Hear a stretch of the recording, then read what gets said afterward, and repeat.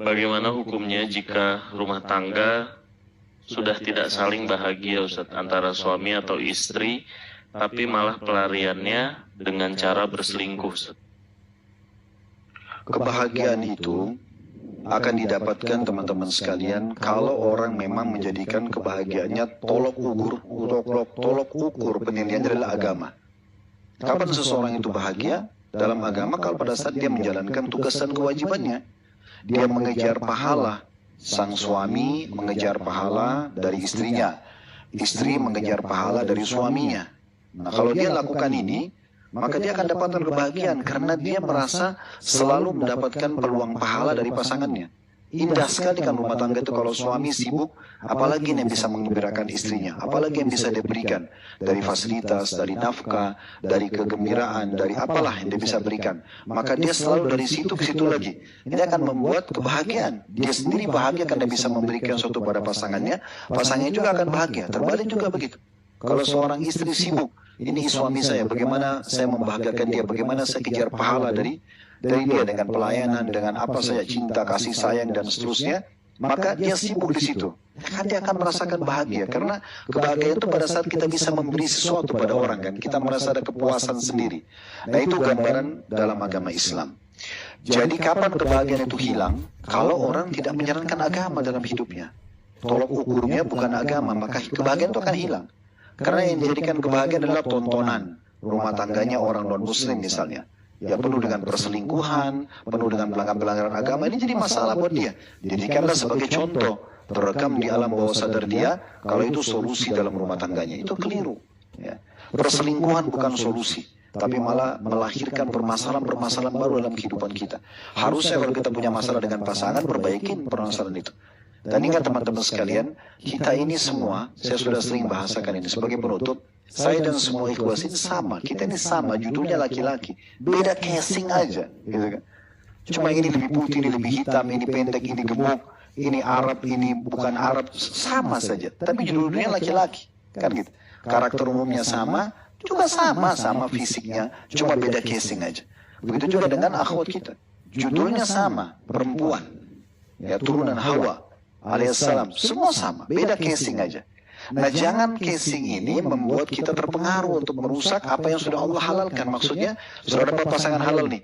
Lalu kita kena ada casing yang kita anggap lebih baik dari pasangan kita. Mungkin casing ini warnanya coklat. Kita lihat di sana ada casing putih. Kita mau yang itu. Padahal sebenarnya sama saja. Apa kata Nabi SAW?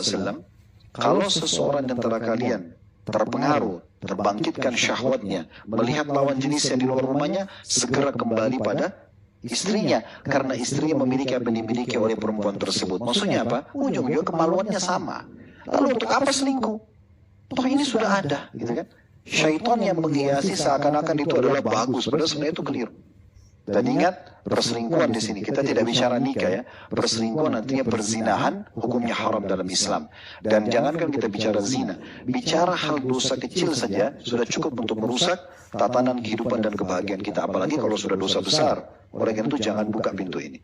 Kalau ada ketidakcocokan dalam rumah tangga, komunikasikan, duduk bicara. Bicara sama-sama. Banyak masalah rumah tangga yang datang pada kami pada saat diajukan oleh suami istri karena komunikasi mereka tidak sehat.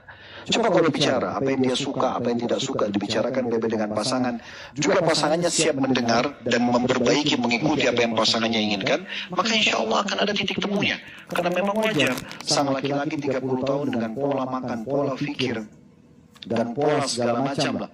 Tidur dan seterusnya, istrinya 25 tahun dengan pola tertentu, lalu disatukan, itu pasti akan ada gesekan-gesekan, ada penyesuaian. Maka di sini yang benar memaafkan dan memberikan edukasi yang cukup untuk pasangannya, yang salah minta maaf dan coba mengupgrade dirinya untuk menjadi lebih baik. Dan ingat, rumah tangga itu akan langgeng kalau kita selalu membuka lembaran baru, selalu lembaran baru. Bagaimana kalau yang benar memaafkan, yang salah minta maaf, buka lagi lembaran baru. Jangan selalu menyimpan kenangan-kenangan buruk. Saya selalu sarankan untuk suami istri, terutama akhwat, karena akhwat ini kadang-kadang mereka melakukan yang tanda kutip ya. Kalau pernah ribut dengan suami atau dengan istri melalui WA, kalau sudah baikan, dihapus saja. Dihapus saja, jangan disimpan itu. 1 tahun kemudian, lagi duduk enak-enak minum teh, lagi romantis-romantisan, terus tiba-tiba tersinggung dosa yang pernah dibuat atau kesalahan yang dibuat oleh pasangannya atau oleh suaminya, kamu pernah buat ini buktinya 1 tahun yang lalu, mungkin sudah lupa, gitu kan? Yang saya temukan karakter kalau laki-laki biasanya umumnya ya, coba di sini ngaku kalau memang sudah pernah melalui itu. Saya mau tanya ini supaya hasil surveinya benar di lapangan. Kalau antum bertengkar sama istri, kemudian sudah baikan, kira-kira antum mau simpan WA-nya? Enggak. Laki-laki itu begitu, karena pakai akal.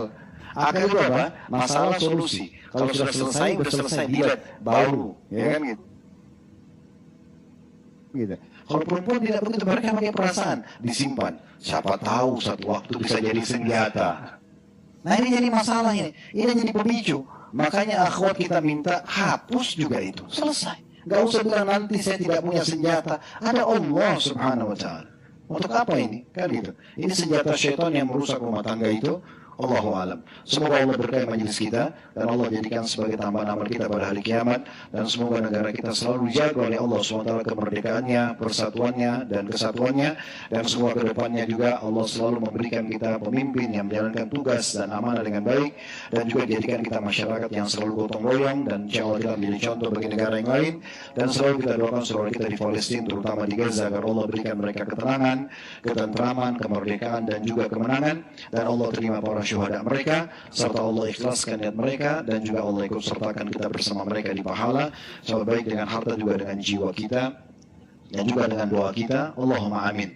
Dan saya juga sekaligus menyampaikan, insya Allah mungkin pekan depan hari Selasa saya akan umroh, maka mungkin ada 1 pertemuan Rabu di pekan depan, kemungkinan kita libur seperti biasa karena sebulan setengah saya bimbing umroh, bisa 1 atau 2 kali pertemuan. Insya Allah kita akan ketemu lagi setelah balik. Tetap semangat teman-teman sekalian untuk menuntut ilmu, untuk mengisi hal yang positif dalam hidup kita. Semoga insya Allah Allah juga satukan kita di surga Firdausnya tanpa hisab, disatukan dalam majelis ilmu yang mulia ini. Kalau benar dari Allah, kalau saudara saya mohon dimaafkan. Subhanakallah wa bihamdika, asyhadu an la ilaha illa anta astaghfiruka wa atubu ilaik. Wassalamualaikum warahmatullahi wabarakatuh.